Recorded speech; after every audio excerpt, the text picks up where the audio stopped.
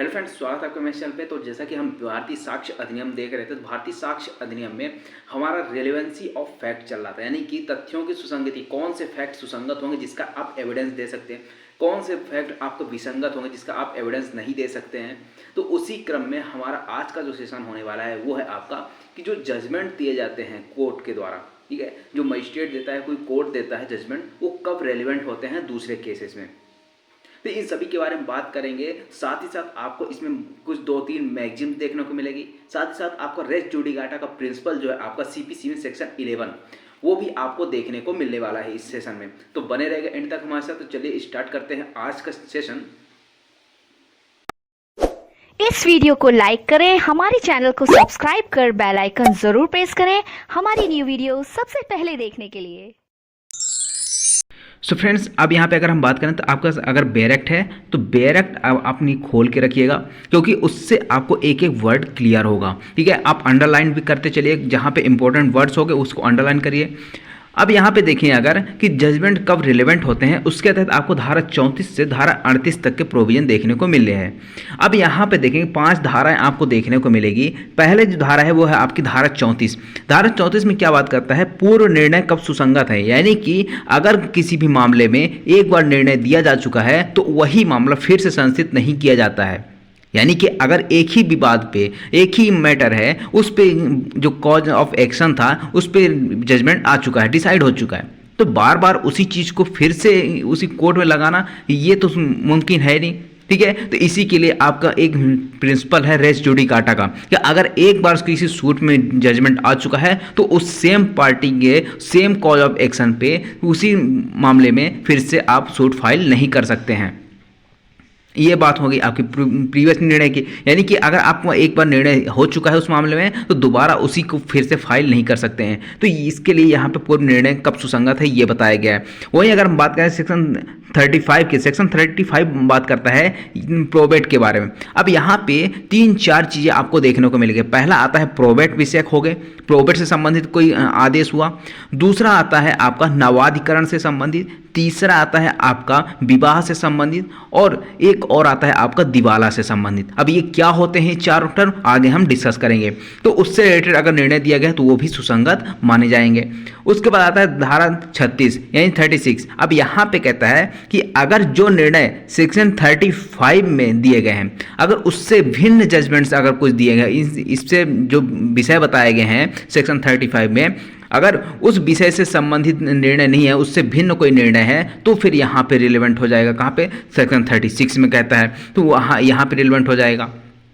अब बात आती है कि अगर मान लीजिए कोई जजमेंट है जो यहाँ पर भी रेलेवेंट नहीं है, 36 में भी नहीं है, 35 में भी नहीं है, तो फिर वो निर्णय कहीं पर भी रेलेवेंट नहीं होगा। ये कहता है सेक्शन 37। यहाँ पे बताया गया है कि अगर सेक्शन 34, 35, 36 से भिन्न निर्णय है तो फिर वो रेलेवेंट नहीं माने जाएंगे, वो इररेलेवेंट है। ठीक है, विसंगत हैं। वहीं अगर हम बात करें सेक्शन 38 की, तो यहाँ पे बताया गया है कि अगर ये पार्टी जो है, जो एडवर्स पार्टी है, वो चाहे तो यहाँ पे साबित कर सकती है कि जो प्रीवियस जजमेंट दिया गया था वो कपट के द्वारा दिया गया था, दुस्संधि के द्वारा, यानी कि मेल मिलाप करके कोई जजमेंट पास करवा लिया गया। ये सारी चीज़ें साबित की जा सकती हैं किसके द्वारा, एडवर्स पार्टी के द्वारा। ये सेक्शन 38 बात करता है। अब चलिए देखते हैं डिटेल में। अगर इसको डिस्कस करें तो सबसे पहली जो धारा आती है आपकी वो देखने को मिलती है। यहाँ पहले इसको बैरेक्ट पढ़ लेते हैं, उसके बाद यहाँ पे डायग्राम के फॉर्म में कवर करेंगे। अब यहाँ पे जो सेक्शन 40 हुआ करता था इंडियन एविडेंस एक्ट 1872 वाला, तो उसमें क्या था, सेक्शन 40 में बताया गया था। अब सेम प्रोविजन यहाँ पे सेक्शन 34 में किया हुआ है। यहाँ पे कहता है द्वितीय वाद या विचारण के वारणार्थ पूर्व निर्णय सुसंगत होंगे। अब तो पहली चीज यहाँ पे इतने में ये देखिए कि वारणार्थ क्या होता है। वारणार्थ का मतलब क्या होता है कि किसी चीज को रोक देना। तो ये जो द्वितीय वाद करने के लिए या द्वितीय विचारण करने के लिए ना रोका जा रहा है, किसके माध्यम से रोका जा रहा है, पूर्व निर्णय के द्वारा रोका जा रहा है। कि अगर पूर्व निर्णय हो चुका है उस मामले में तो आप दोबारा से उसी चीज का वाद नहीं ला सकते या विचारण नहीं करवा सकते। अब दूसरी चीज ये जान लीजिए कि जो वाद है और विचारण है दोनों है क्या, दोनों अलग अलग टर्म हो जाती है। अगर मान लीजिए सिविल केस है तो सिविल केस में वाद फाइल होता है, ठीक है। अगर क्रिमिनल केस है तो वहां पर ट्रायल चलती है, यानी कि विचारण चलता है। आगे बात समझ में। तो वाद कहाँ चलेगा, सिविल मामले में होता है, विचारण क्रिमिनल मामले में होता है। वारणार्थ का मतलब क्या होता है कि उस चीज को रोक देना, यानी कि दूसरा आप वाद नहीं ला सकते हो, दूसरा विचारण नहीं करवा सकते हो यदि पूर्व निर्णय हो चुका है उसी मामले में। आगे हेडिंग समझ में आ गई।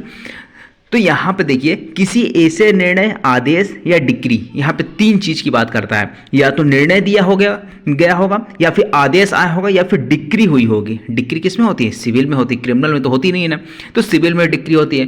तो अगर इस निर्णय, आदेश या डिक्री का अस्तित्व में है, यानी कि जो आदेश हुआ है वो कुछ टाइम के लिए हुआ रहा हो, कि ये 6 महीने के लिए या 1 साल के लिए, अगर वो निर्णय, आदेश या डिक्री अभी भी अस्तित्व में है और जो किसी न्यायालय को किसी वाद के संज्ञान से या कोई विचारण करने से विधि द्वारा निवारित करता है, ठीक है। अब यहाँ पे देखिए क्या है, निर्णय दिया गया है या आदेश दिया गया है या डिक्री दी गई है, और इन निर्णय, आदेश या डिक्री का क्या है, एग्जिस्टेंस है, अभी भी एक अस्तित्व में है।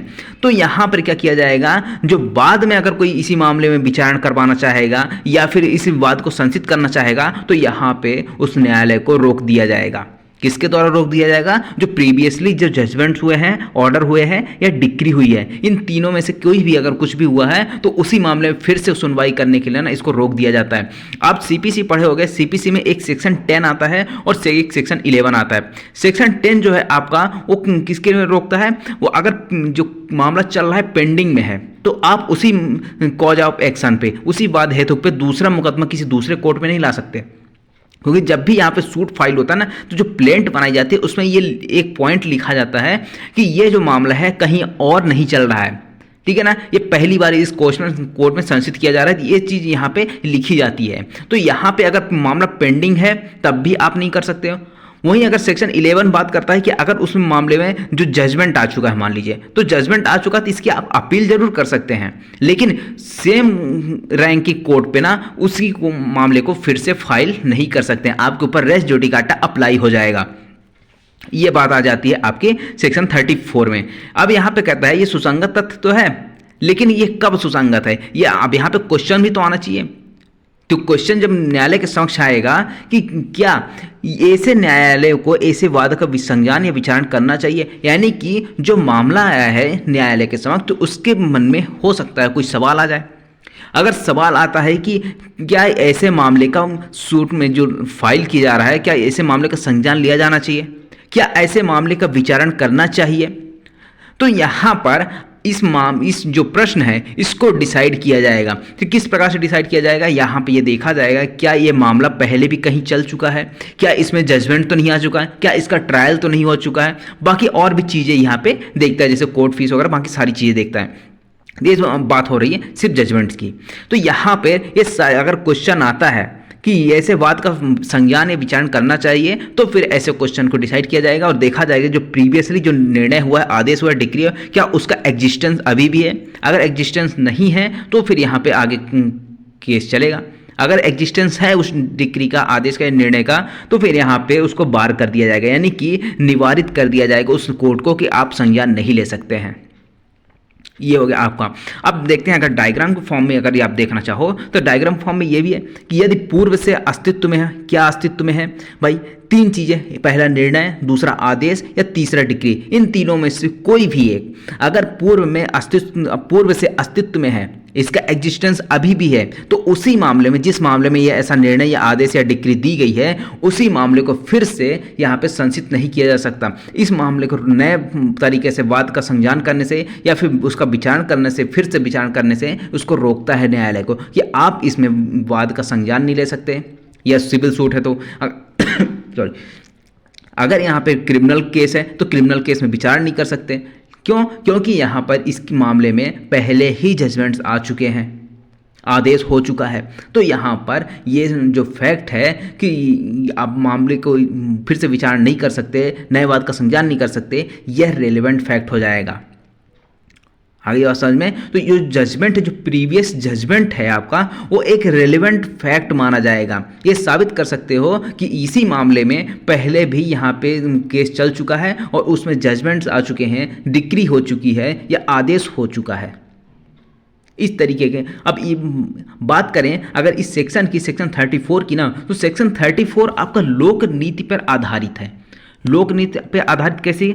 अब देखो, जब यहाँ पे केस कोई फाइल किया जाता है, मान लीजिए क्रिमिनल केस फाइल किया जाता है ना, तो उसमें पार्टी के किसको बना, एक स्टेट को पार्टी बनाया जाता है। विक्टिम की ओर से कौन रहता है? स्टेट रहता है। तो स्टेट जो यानी कि राज्य के हित में क्या है? राज्य के हित में यही है ना कि अगर कोई केस चल रहा है तो उसका अंत हो, एक से अधिक केस ना हो। तो ये भी तो एक लोकहित के में है, यानी कि राज्य के हित में भी है। लोकहित राज्य के हित में है मतलब लोक के हित में है।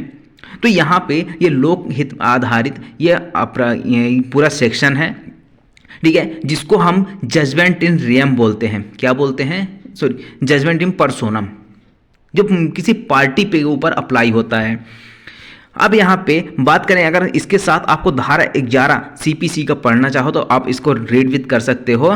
सेक्शन 11 जब बात करता है आपका रेस जुडिकाटा के बारे में। रेस जुडिकाटा क्या होता है इसको हम डिटेल में डिस्कस किए थे जब हम सीपीसी पढ़ रहे थे। तो यदि आपने नहीं देखा, मेरे चैनल पर जाकर देख सकते हो, वहाँ पर आपको देखने को मिल जाएगा। बेसिकली हम यहाँ पर अगर रेस जुडिकाटा की बात करें तो यहाँ पर कहता है कि अगर same party same cause of action पे अगर कोई मामला संचित हुआ था तो वो पहले अगर एक बार डिसाइड हो चुका है, उसमें अगर जजमेंट आ चुका है, तो फिर उसी मामले में same cause of action same party के बीच में ना फिर से उसी मामले को संचित नहीं किया जाएगा। उसके ऊपर रेस जुडिकाटा अप्लाई हो जाएगा कि भैया तुम दोबारा ये मामला फाइल नहीं कर सकते, क्योंकि इसमें पहले से ही जजमेंट आ चुका है, ये डिसाइड हो चुका है मामला।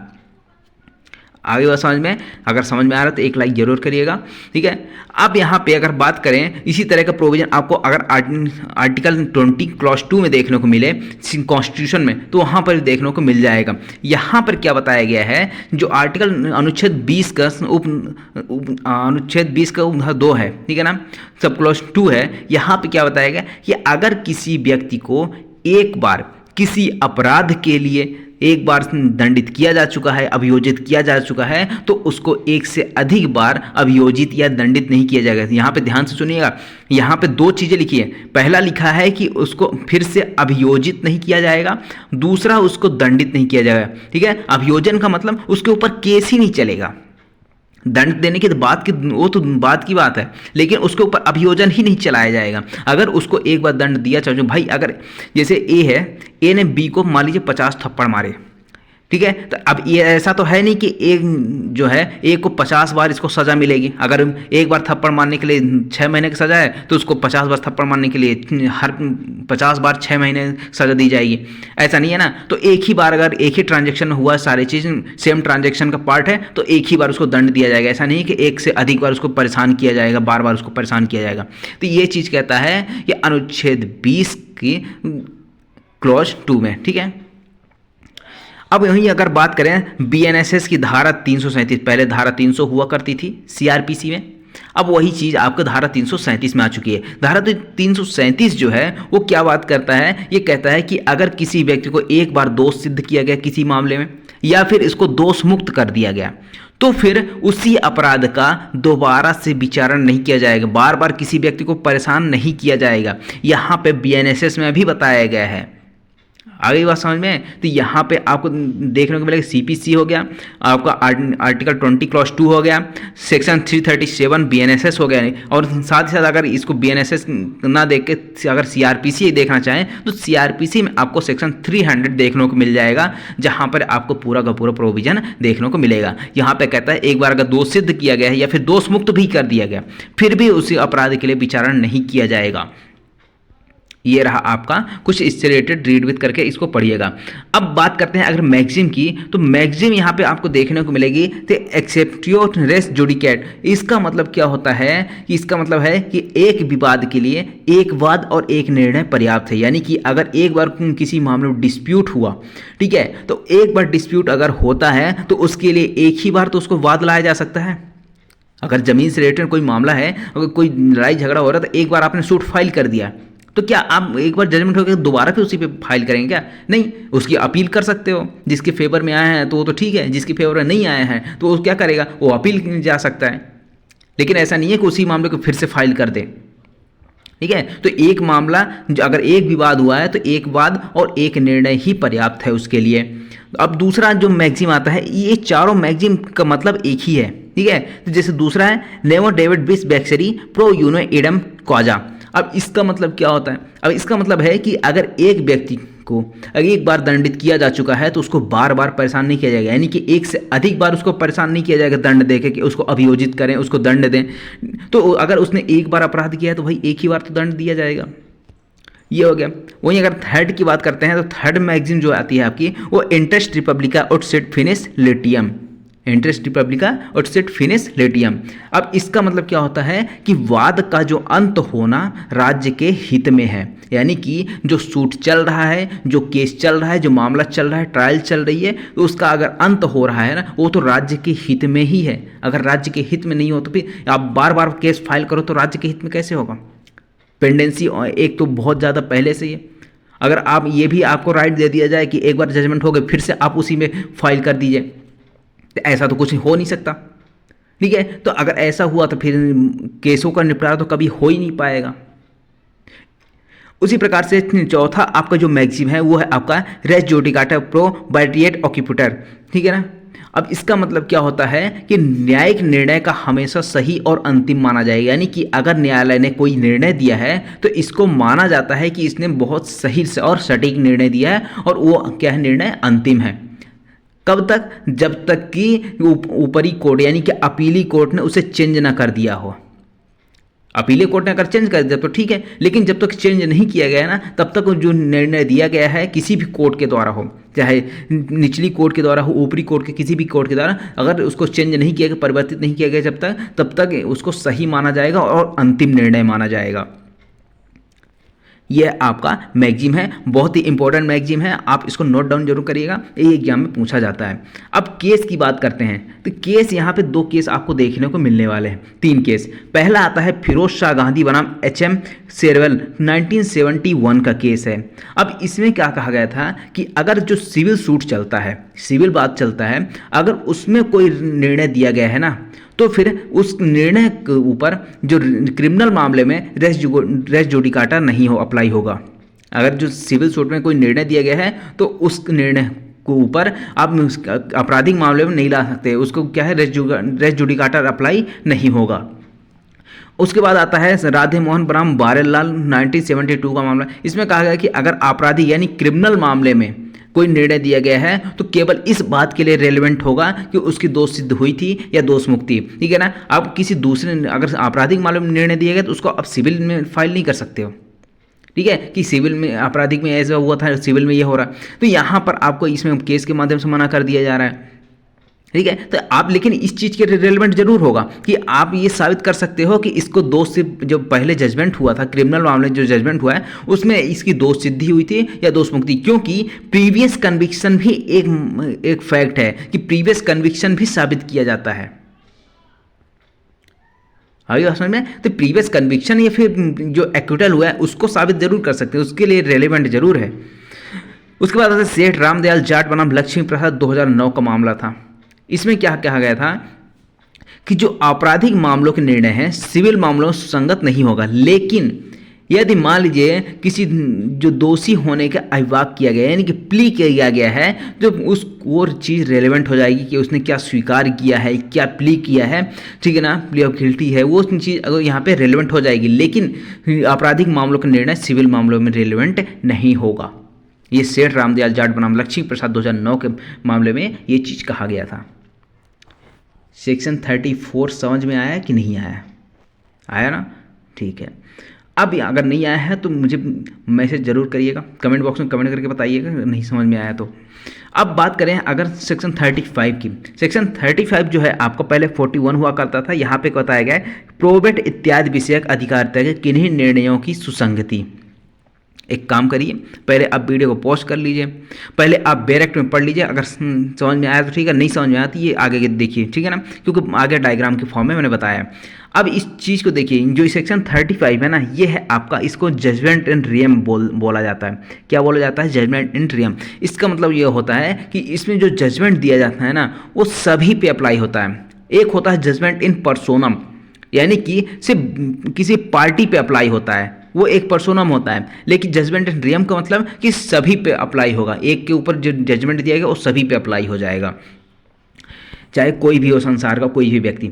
अब यहाँ पे देखिए, अब यहाँ पे देखिए अगर प्रोबेट विषयक के बारे में, यहाँ पे 4 चीज़ देखने को मिलेगी। पहला आता है प्रोबेट, दूसरा आता है विवाह, तीसरा आता है नवाधिकरण और चौथा आता है दिवाला विषयक। अगर इन चारों में से किसी में भी कोई सक्षम न्यायालय ने, कौन ने, जो कॉम्पिटेंट कोर्ट है उसने कोई निर्णय दिया है, कोई आदेश दिया है या फिर कोई डिक्री दिया है, क्या क्या, प्रोबेट, विवाह, नवाधिकरण, दिवाला और दिवाला विषयक में इससे संबंधित क्या दिया है, किसी कॉम्पिटेंट कोर्ट ने कोई आदेश दिया है, कोई निर्णय दिया है या फिर कोई डिक्री पारित की है, और उस डिक्री, निर्णय या आदेश के माध्यम से क्या मिल रहा है उस व्यक्ति को हो सकता है कोई विधिक हैसियत प्रदान कर रहा हो या फिर वैधिक हैसियत ले लेता है। अब विधिक हैसियत देता है लेता है का मतलब क्या होता है, जैसे मान लीजिए ए ने एक सूट फाइल किया बी के अगेंस्ट में किसी प्रॉपर्टी को लेकर। ए कहता है कि ये जो प्रॉपर्टी है ये मेरी प्रॉपर्टी है, मतलब ए की प्रॉपर्टी है, लेकिन बी इसका डिनायल करता है। बी कहता है कि ये बी की प्रॉपर्टी है, इसके ग्रैंडफादर ने इसको दी थी। ठीक है, अब यहाँ पर इन दोनों के बीच जो डिस्प्यूट हो रहा है, अब इसके प्रॉपर्टी का विधिक हकदार कौन है, विधिक हैसियत किसकी है इसको लेने की, तो वही चीज़ डिसाइड हो जाती है। अगर मान लीजिए जो कोर्ट है, कोर्ट डिसाइड कर देता है कि ये प्रॉपर्टी बी की है, विधिक हैसियत दे देता है इस प्रॉपर्टी पे, तो विधिक हैसियत किसको दे रहा है, बी को दे रहा है। वहीं अगर विधिक हैसियत ले किससे रहा है, फिर कोर्ट ए से ले रहा है, तो विधिक हैसियत या तो ले सकता है इस जजमेंट डिक्री या फिर आदेश के माध्यम से, या फिर विधिक हैसियत लेता है या देता है, या फिर ये जो जजमेंट डिक्री या फिर ऑर्डर किया गया है इससे किसी व्यक्ति के विरुद्ध किसी व्यक्ति को हकदार बनाता है। जैसे अभी प्रॉपर्टी वाला ही एग्जाम्पल मैंने लिया, तो उसमें क्या कि बी को क्या हकदार बना रहा था, किसके विरुद्ध, ए के विरुद्ध, यानी ए ने सूट फाइल किया था तो ए के विरुद्ध क्या बना रहा था, हकदार बना रहा था। वहीं फोर्थ पॉइंट अगर बात करते हैं किसी चीज़ का हकदार बनाता है, तो यहाँ पे जैसे मान लीजिए बी को भी कोई दूसरा, अगर यहाँ पे बात करें तो दूसरे में किसी चीज़ का हकदार बनाया जा रहा है। जैसे मान लीजिए एक शिप है, ठीक है, शिप जा रही है, शिप में यहाँ पे कुछ सामान लोड है और वहाँ पे एक बी नाम का बंदा आता है, ये कहता है कि ये हमारा है, ठीक है, ये, और सी कहता है वो मेरा है। अब इसमें से किसी उस चीज़ का जो सामान लोड है, या फिर मान लीजिए शिप का, पूरे शिप का ही बी एक कहता है कि बी हकदार है और सी कहता है वो हकदार है। तो अब इस चीज़ का, यानी कि जो शिप है उस चीज़ का कौन हकदार है, तो यहाँ पे ये डिसाइड किया जा सकता है। तो अगर ये सारी इन चारों में से कुछ भी यहाँ पे डिसाइड हो रहा है और ये जब ये हक अस्तित्व में हो तब यह सुसंगत होगा, यानी कि जब ये विधिक हैसियत जो दिया जा रहा है, विधिक हैसियत लिया जा रहा है, किसी व्यक्ति के विरुद्ध यहाँ पे बनाया जा रहा है, ठीक है ना, किसी चीज़ का हकदार बनाया जा रहा है, और ये जो हकदार बनाया जा रहा है ना, अगर ये हक अस्तित्व में है तब ये फैक्ट जो है आपका रेलेवेंट हो जाएगा। यानी जो यहाँ पे जजमेंट दिए जा रहे हैं, नवाधिकरण, दिवाला, विवाह, प्रोबेट, ये सारी चीज़ें क्या हो जाएंगी, ये रेलेवेंट मानी जाएगी। अब यहाँ पे चारों चीज़ें अब देखते हैं। अब चारों चीज़ों को अगर यहाँ पे देखें तो सबसे पहला आता है आपका प्रोबेट विषयक। तो प्रोबेट विषयक का मतलब क्या होता है, ये कौन से विषय होते हैं प्रोबेट का मतलब होता है, आप जैसे ए है, ए ने मरते टाइम एक अपनी विल बनाई, ठीक है, यानी कि वसीयत बनाया। अब उसमें हो सकता है कुछ गड़बड़ी हो गई हो और ए मर गया, ठीक है। अब यहाँ पे डाउट आता है कि जो बिल बनी है उसमें बी का हक है या सी का है, या फिर दोनों का है, तो बी का कितना है, सी का कितना है। इस चीज़ के लिए चले जाते हैं ये न्यायालय। अब डी नाम का जो कोर्ट है वो क्या करता है, एक आप देखते होंगे इंडियन सक्सेशन एक्ट है, उसकी धारा 276 है, उसके तहत आप इस प्रमाण पत्र को प्राप्त कर सकते हो, ठीक है। तो यहाँ पे जो डी नाम का कोर्ट है, यहाँ पे जो मामला चल रहा है बी और सी के बीच में, तो इस बिल को लेके पहुँचे, तो डी ने क्या किया है, एक प्रमाण पत्र जारी कर दिया कि ये जो प्रॉपर्टी है इसमें से कितना हिस्सा बी का होगा, कितना हिस्सा सी का होगा, या फिर पूरी प्रॉपर्टी सी की होगी या फिर बी की होगी।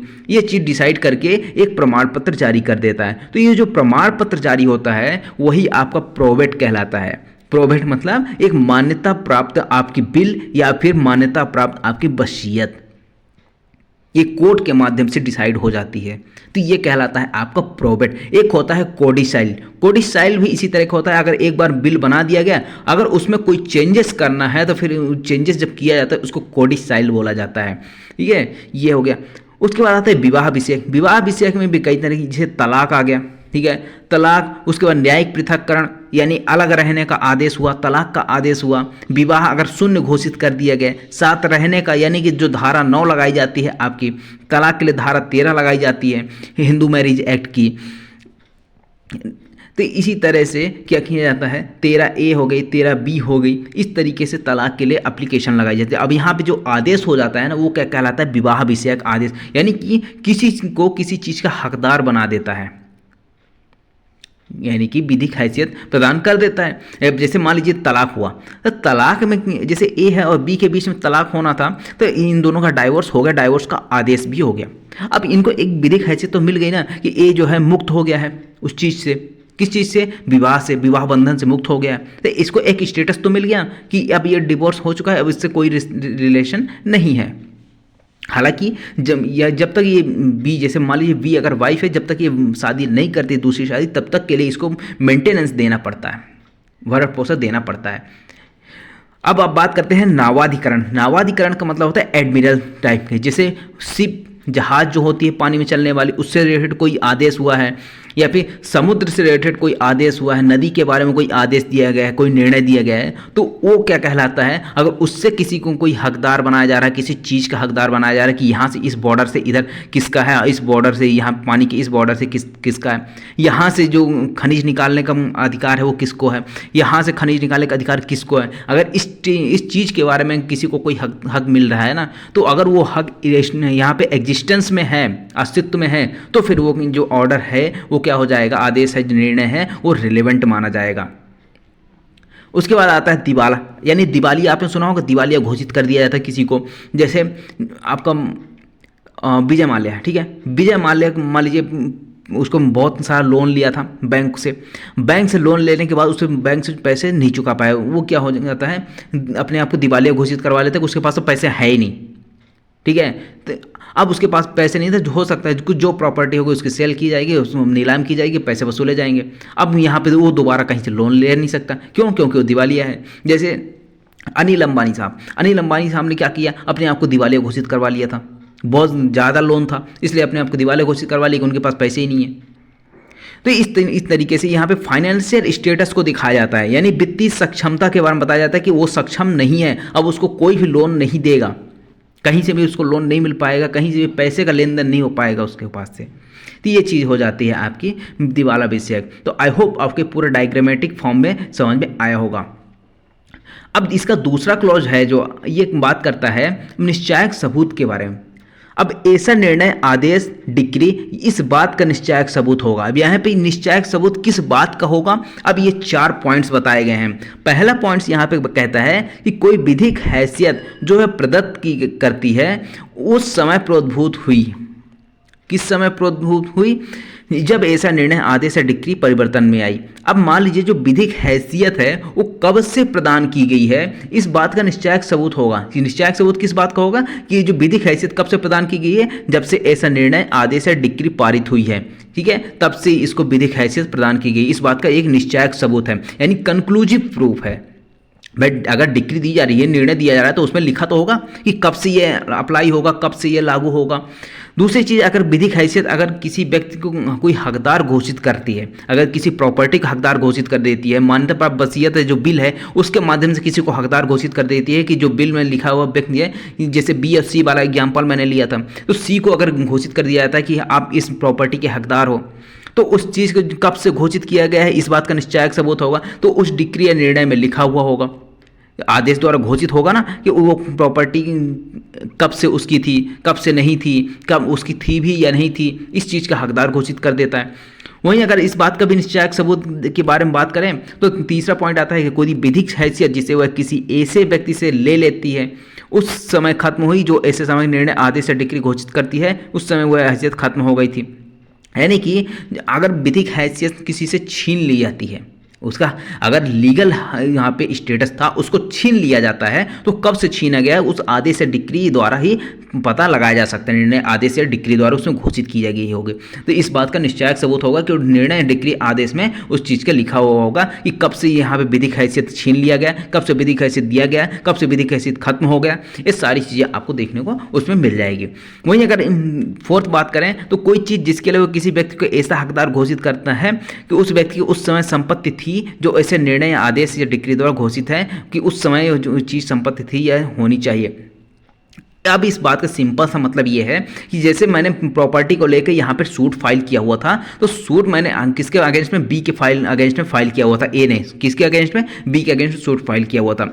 अब यहाँ पे जब जजमेंट आ जाता है, जजमेंट में लिखा जाता है कि जो प्रॉपर्टी है, प्रॉपर्टी का तो बी की ही थी, वो करीब मान लीजिए 3 साल पहले से बी की प्रॉपर्टी है क्योंकि बी के नाम पे ट्रांसफ़र हो चुकी है। अगर ये चीज़ बता दिया जाता है ना तो यहाँ पे 3 साल पहले से ही इसका विधिक एक लीगल स्टेटस आ जाता है, इसके ऊपर हकदार घोषित कर दिया जाता है। तो इसके बाद का निश्चय से होता है कि इसको हकदार घोषित कब से किया गया है, जब से यहाँ पे उस डिक्री में बताया गया हो कि 3 साल पहले से, 2 साल पहले से इसकी प्रॉपर्टी थी। ये चीज़ सारी चीज़ें इस बात का निश्चायक सबूत माना जाएगा। ये हो गया आपका सेक्शन 35। अब सेक्शन 36 की बात करते हैं। सेक्शन 36 क्या बात करता है, इसमें एक एग्जाम्पल भी है, दृष्टांत भी है। सेक्शन 42 में हुआ करता था, इंडियन एविडेंस एक्ट 1872 में। अब यहाँ पे कहता है सेक्शन 35 में वर्णित से भिन्न निर्णयों, आदेशों और डिक्रियों की सुसंगति और प्रभाव।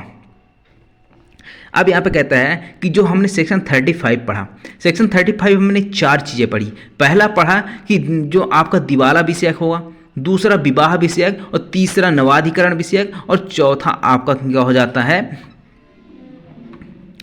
आपका प्रोबेट।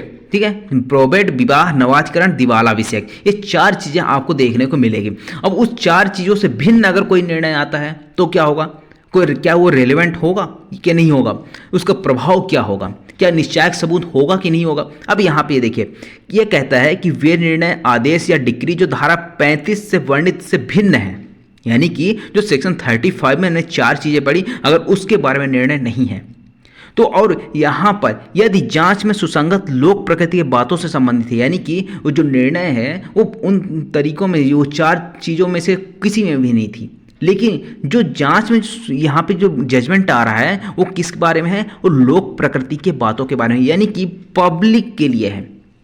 ठीक है, लोक प्रकृति की बातें हैं, अगर उससे संबंधित है तो फिर वो ऐसे जजमेंट रिलेवेंट हो जाएंगे। लेकिन यहाँ पे एक चीज़ और बताता है कि किंतु ऐसे निर्णय, आदेश या डिक्रिया उन बातों का निश्चायक सबूत नहीं होगी जिनका वे कथन करती हैं।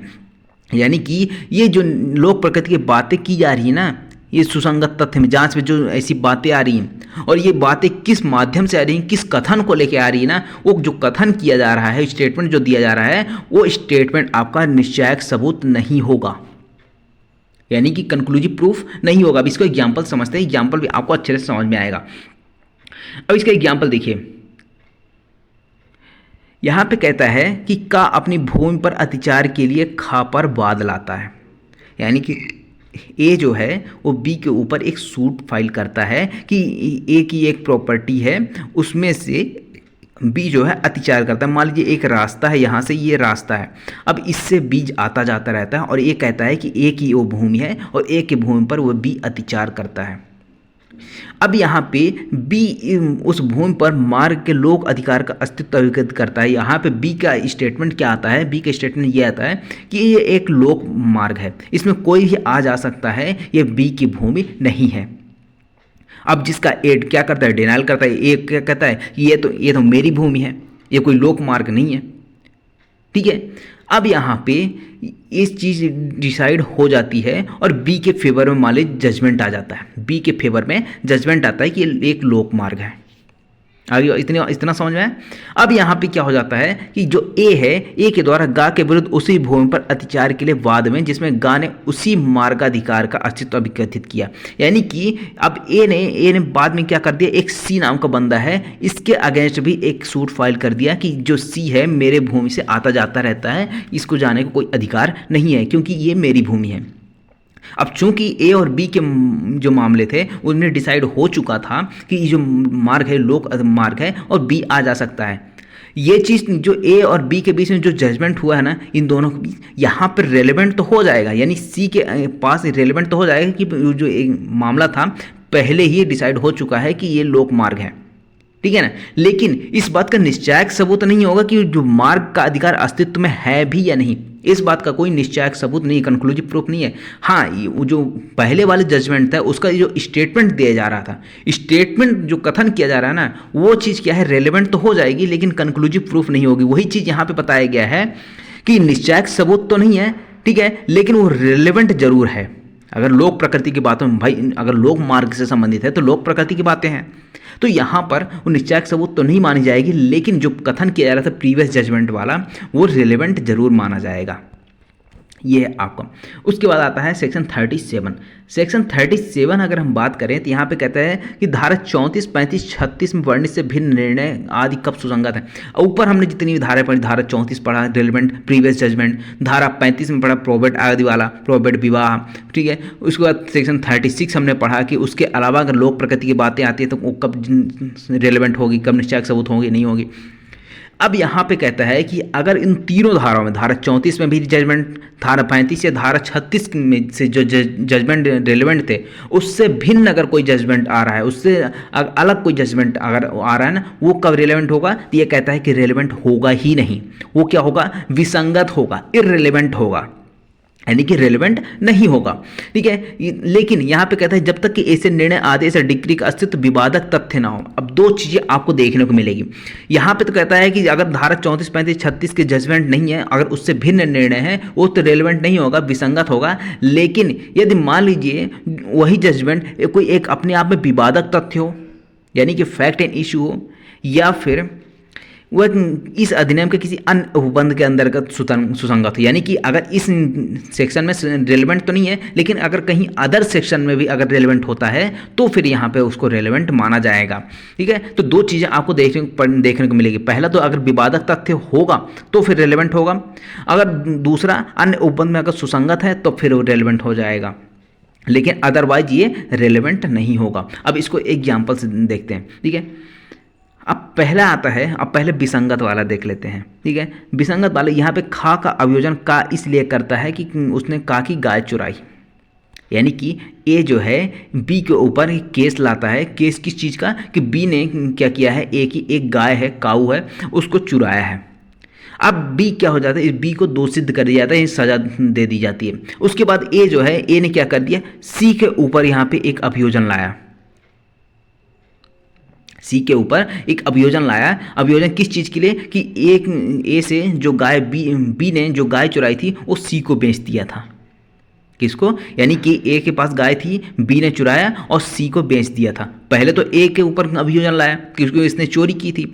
अब यहाँ पे बी को सजा हो गई। अब यहाँ पे जो सी है, सी को यहाँ पे क्या करता है, अभियोजन कर लाता है, गा पर बाद लाता है, सी पर बाद लाता है। तो ये खा के विरुद्ध वह निर्णय है, यानी कि ए और बी के बीच में जो निर्णय हुआ था तो वो का और गा के बीच भी संगत है, यानी कि ए और सी के बीच में इररिलेवेंट है, यानी कि बी की जो जजमेंट हुआ था उसको सजा हुई थी वो सी के ऊपर इररिलेवेंट हो जाएगा, विसंगत हो जाएगा। अब दूसरा आता है कि का ने खा के विरुद्ध भूमि के कब्जे की डिक्री प्राप्त, यानी कि जो अदर सेक्शन में रेलेवेंट होगा लेकिन यहाँ पे रेलेवेंट नहीं होगा तो रेलेवेंट माना जाएगा, ठीक है। तो उसके बारे में यहाँ पे देखें। दूसरा यहाँ पे एग्जाम्पल है कि का ने खा के विरुद्ध भूमि के कब्जे की डिक्री प्राप्त की। जो ए है वो बी के विरुद्ध, किसके विरुद्ध, ए ने बी के विरुद्ध एक डिक्री प्राप्त की, यानी कि भूमि के कब्जे की, एक कोई प्रॉपर्टी थी, उसमें प्रॉपर्टी में किसके फेवर में, ए के फेवर में डिक्री हो गई, यानी बी के अगेंस्ट में हो गई, ठीक है। अब जब बी के अगेंस्ट में हो जाती है तो बी का एक पुत्र था, कौन, सी। सी क्या करता है, जब जजमेंट आया और बी के खिलाफ जजमेंट हो गया तो बी का पुत्र जो सी है ए को क्या करता है, मार देता है, यानी ए की हत्या कर देता है। अब यहाँ पे इन दोनों का जो पहले जजमेंट था, अब इससे कोई लेना देना तो है नहीं, इररिलेवेंट है, विसंगत है। लेकिन फिर भी यहाँ पे अगर ये बात करें उस निर्णय का अस्तित्व तो अपराध के हेतु दर्शित करने हेतु नाते सुसंगत है, यानी कि अगर आप बीएनएस की धारा, बीएसए की धारा बीएसए की धारा 6 अगर देखोगे तो वहां पे हेतु बताया गया है। तो हेतु के रूप में ना ये सुसंगत है, इसलिए यह रेलेवेंट माना जाएगा। हालांकि इस सेक्शन में तो रेलेवेंट नहीं होगा, लेकिन हेतु दर्शित करने के लिए ये रेलेवेंट हो जाएगा कि बी के यहाँ पे पनिश किया गया या फिर बी के अगेंस्ट में डिक्री दी गई, इसलिए वो गुस्सा होकर उसका पुत्र सी उसने क्या कर दिया, ए की हत्या कर दी। ये एक हेतु के रूप में यानी एक मोटिव के रूप में ये रेलेवेंट हो सकता है, अदरवाइज ये रेलेवेंट नहीं है। ठीक है, अगर मोटिव के रूप में रेलेवेंट है तो रेलेवेंट तो माना जाएगा। अब तीसरा आता है कि अगर विवादक तथ्य बन जाए तब ये रेलेवेंट होगा। ठीक है, तो का पर चोरी और चोरी के लिए पूर्व सिद्ध का आरोप है, यानी कि ए जो है ए के ऊपर एक चोरी का आरोप लगाया गया, साथ ही साथ उसके ऊपर ये भी आरोप लगाया कि ए ने इससे पहले भी कई बार चोरियां कर चुका है, यानी उसको पूर्व दो सिद्धि हो चुकी है, यानी सजा उसको मिल चुकी है। तो ये जो पूर्व दो सिद्धि है ना, ये अपने आप में एक फैक्ट एंड इशू है। अगर ये फैक्ट एंड इशू है तब ये रेलेवेंट माना जाएगा, यानी कि पूर्व दोष सिद्धि जो है विवादक तथ्य होने के नाते ये रेलेवेंट हो जाएगा। अदरवाइज ये अगर पूर्व दोष सिद्धि नहीं होती, सिर्फ चोरी वाला का होता तो यहाँ पे रेलेवेंट नहीं होता। लेकिन अगर ये पूर्व दोष सिद्धि वाला भी आ जाता है तो उसको विवादक तथ्य है, क्योंकि स्वयं में एक फैक्ट एंड इशू बन जाता है, इसलिए ये क्या हो जाएगा, ये रेलेवेंट माना जाएगा। आई होप आपको समझ में आया होगा। अब बात करते हैं सेक्शन 38 की। सेक्शन 38 क्या बात करता है, निर्णय प्राप्त करने में कपट, दुस्संधि अथवा न्यायालय की अक्षमता साबित किया। अब मान लीजिए प्रीवियस जजमेंट आ चुका, पहले तो आपको बता दिया गया कि अगर प्रीवियस जजमेंट आ चुका है उस मामले में तो दोबारा उस पर विचार नहीं चलाया जाएगा, दूसरा सिविल सूट नहीं लाया जाएगा। लेकिन यहाँ पे कहता है कि यदि मान लीजिए जो निर्णय प्राप्त किया, जो पहली बार जब कोर्ट से निर्णय प्राप्त किया गया था उसमें कोई कपट किया गया था, कपट से निर्णय प्राप्त हुआ था, या दुस्संधि यानी कि मेल मिलाप करके एक दूसरे का कि क्या करके मेल मिलाप करते संधि करके यहाँ पे उसके जजमेंट पास करवा लिया, या फिर जो न्यायालय जिस न्यायालय ने जजमेंट पास किया था वो अक्षम थी, यानी कि वो सक्षम थी नहीं कि वो जजमेंट दे सके। ठीक है, तो अगर ये बात आ जाती है तो यहाँ पे उसको एडवर्स पार्टी के द्वारा उसको साबित किया जा सकता है, ये दर्शित किया जा सकता है कि ये जो जजमेंट है वो कैसे किस प्रकार से दिया गया है, अक्षमता में दिया गया है, या फिर ये जो कपट के माध्यम से इस जजमेंट प्राप्त किया गया था। तो यहाँ पे इस डायग्राम के फॉर्म में देखिए, यहाँ पे कहता है कि वाद या अन्य कार्रवाई, वाद में या सिविल सूट, अन्य कार्रवाई मतलब जो विचारण होता है उसमें, तो वाद या अन्य कार्रवाई में कोई पक्षकार यह दर्शित कर सकेगा, यानी कि कोई भी पक्षकार यह दर्शित कर सकेगा कि जो निर्णय दिया गया था पहले या आदेश दिया गया था, जो डिक्री दी गई थी वो जो धारा 34, 35, 36 के अधीन सुसंगत भी है, यानी कि 34, 35, 36 में ये जो निर्णय आदेश दिया जा रहा है, डिक्री दी जा रही है, वो रिलेवेंट भी है। फिर भी यहाँ पे ये कोई भी पक्षकार दर्शित कर सकता है कि जो रिलेवेंट जो निर्णय आदेश डिक्री है वो क्या है, वो अक्षम न्यायालय द्वारा दी गई है, यानी कि जो इस न्यायालय ने दी थी वो अक्षम है, वो सक्षम था ही नहीं कि वो जजमेंट दे सके। या फिर जो ये जजमेंट ऑर्डर या डिक्री आई है वो कपट के माध्यम से हुई है, दुस्संधि के माध्यम से हुई, दुस्संधि के माध्यम से प्राप्त की गई है। तो ये प्रतिपक्षी के द्वारा ये साबित किया जा सकता है, एडवर्स पार्टी के द्वारा इसको साबित किया जा सकता है। यह है आपका सेक्शन 38। ठीक है, ये था हमारा आज का टॉपिक कि जजमेंट कब रेलेवेंट होते हैं। तो अगला हमारा जो टॉपिक होने वाला है वो है आपका कि टाइप्स ऑफ एक्सपर्ट, यानी कि जो एक्सपर्ट ओपिनियन होती है उसको कब यहाँ पे एविडेंस के रूप में माना जा सकता है, कब उसको वहाँ पे साक्ष्य दिया जा सकता है। तो एक्सपर्ट ओपिनियन के बारे में हम अगले लेक्चर में कवर करने वाले हैं, तो बने रहिएगा हमारे चैनल के साथ। तब के लिए मिलते हैं अगले लेक्चर में।